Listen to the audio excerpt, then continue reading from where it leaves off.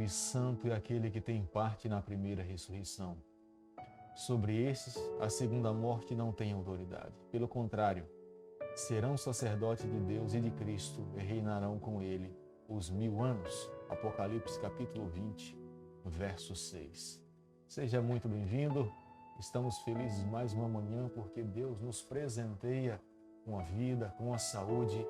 E nós estamos começando esse dia aqui estudando mais um capítulo da Palavra do Senhor. Nessa manhã, mencionei aqui o livro do Apocalipse, capítulo 20, verso 6. É o livro que será a base para o nosso estudo nessa manhã. E João teve o privilégio de ser aquele que espalhou esperança entre a Ásia Menor e nos dias também que nós nos encontramos. E aqui nós já podemos ouvir as suas palavras confortando o nosso coração. Bem-aventurado e santo aquele que tem parte na primeira ressurreição.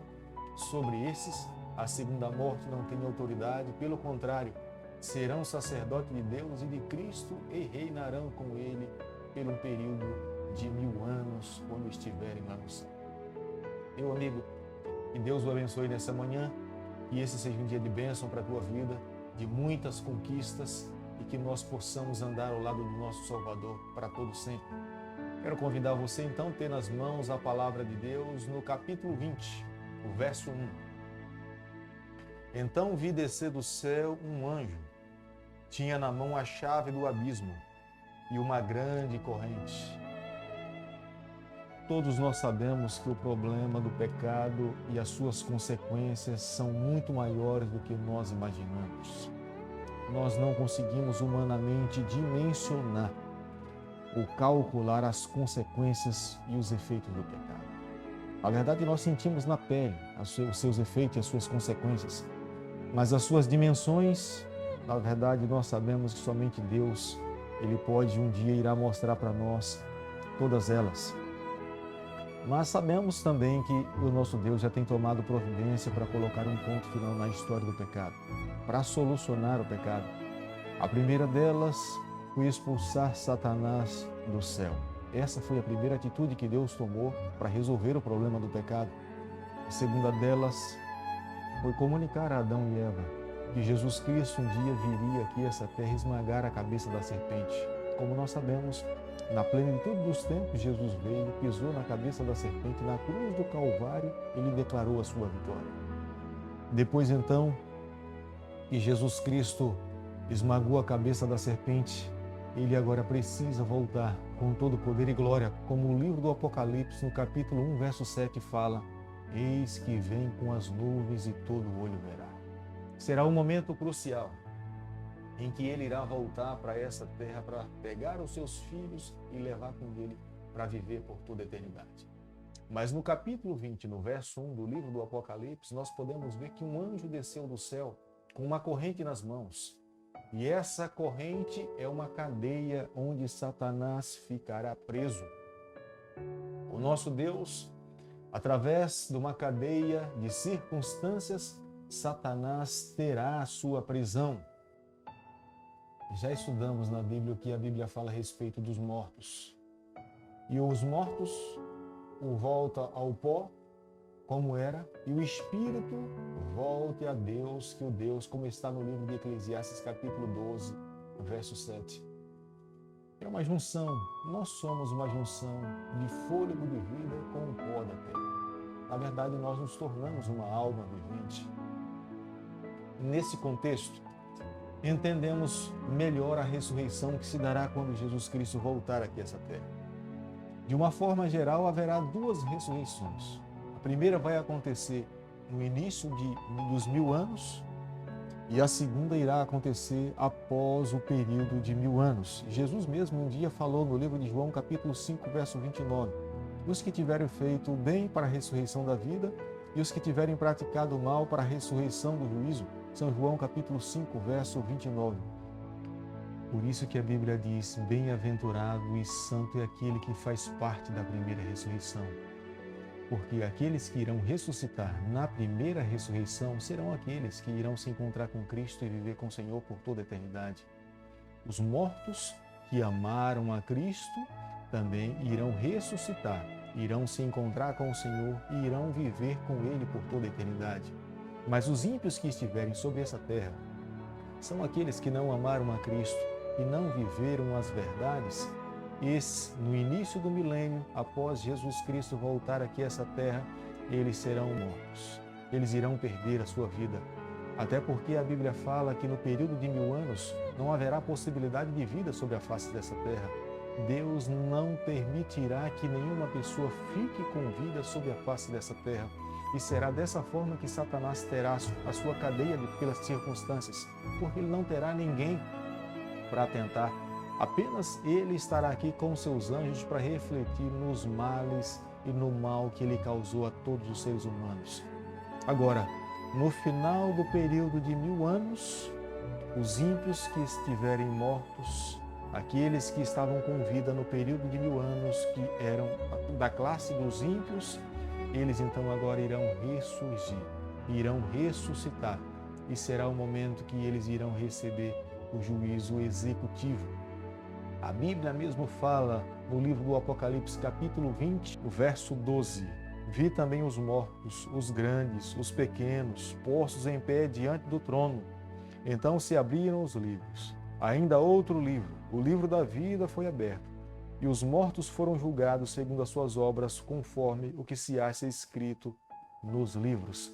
Jesus Cristo um dia foi à casa de Lázaro e se deparou com a cena de Lázaro estava morto.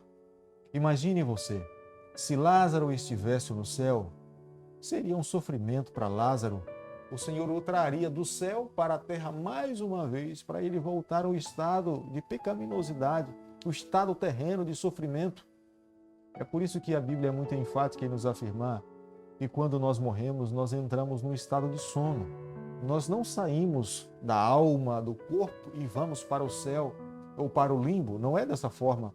A Bíblia declara e deixa bem claro para nós que quando nós morremos, o pó volta para a terra e o fôlego de vida volta para Deus, que foi Ele que o deu.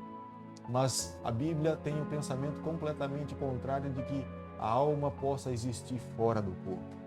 É por isso que o sábio Salomão, no livro de Eclesiastes, capítulo 9, verso 5, ele disse o seguinte: porque os vivos sabem que hão de morrer, mas os mortos não sabem coisa nenhuma, nem tampouco terão eles recompensa, porque a sua memória está no esquecimento.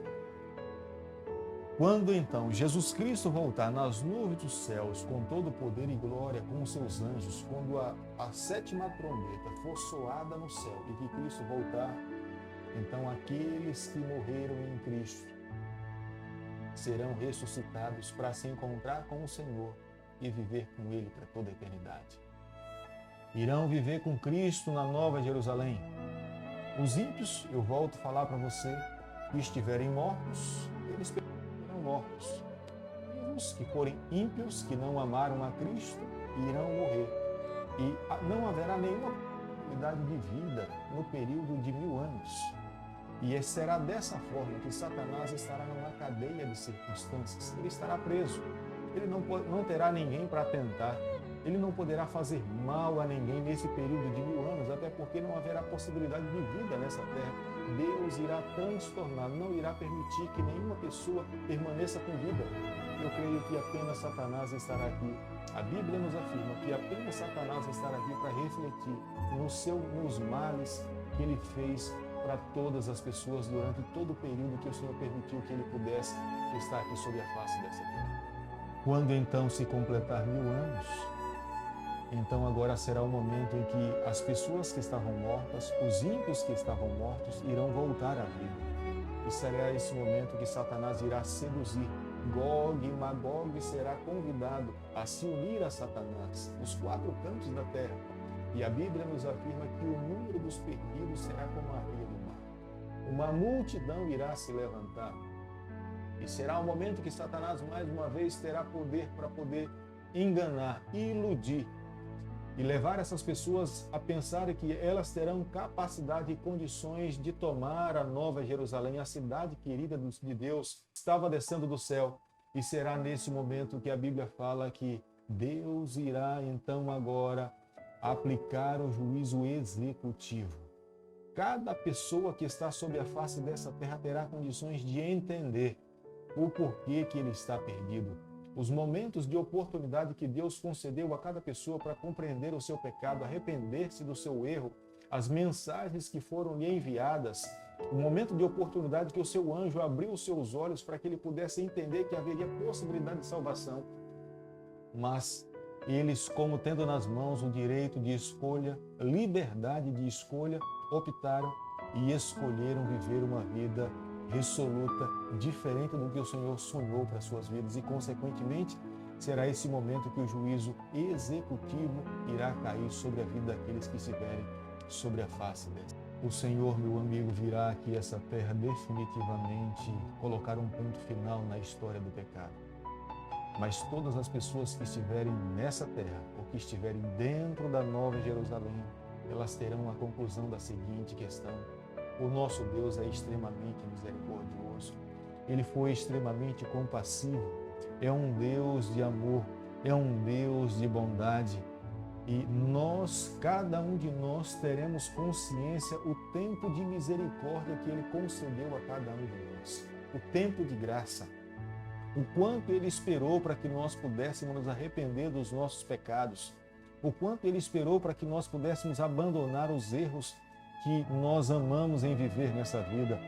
Mas aqueles que estiverem ao lado do Senhor na eternidade terão um momento de satisfação, de alegria, de regozijo, porque reconheceram que o amor de Deus e a bondade do Senhor foi abundante na sua vida, e eles deram oportunidade para que o Espírito Santo pudesse trabalhar nos seus corações. Meu amigo, nessa manhã, o meu pedido a Deus é que Ele nos tome nas suas mãos, que Ele abençoe a nossa vida, que a cada dia nos permita viver as suas verdades, que amemos ao Senhor acima de todas as circunstâncias que nós possamos amar, viver sobre a face dessa terra, para que um dia nós tenhamos a alegria de estar com Ele por toda a eternidade. Querido Pai, nessa manhã nós nos colocamos em Tuas mãos, nós pedimos perdão pelos nossos pecados, nós confessamos a Ti as nossas falhas. O mais profundo desejo do nosso coração é viver com o Senhor por toda a eternidade. Fica conosco no decorrer desse dia. Nós oramos, nós pedimos e fazemos em nome de Jesus. Que o Senhor te abençoe e te guarde. Que Ele faça resplandecer o seu rosto sobre você. Que Ele tenha misericórdia de você. E sobre você, nessa manhã, Ele levante o seu rosto e conceda a sua paz, em nome de Jesus.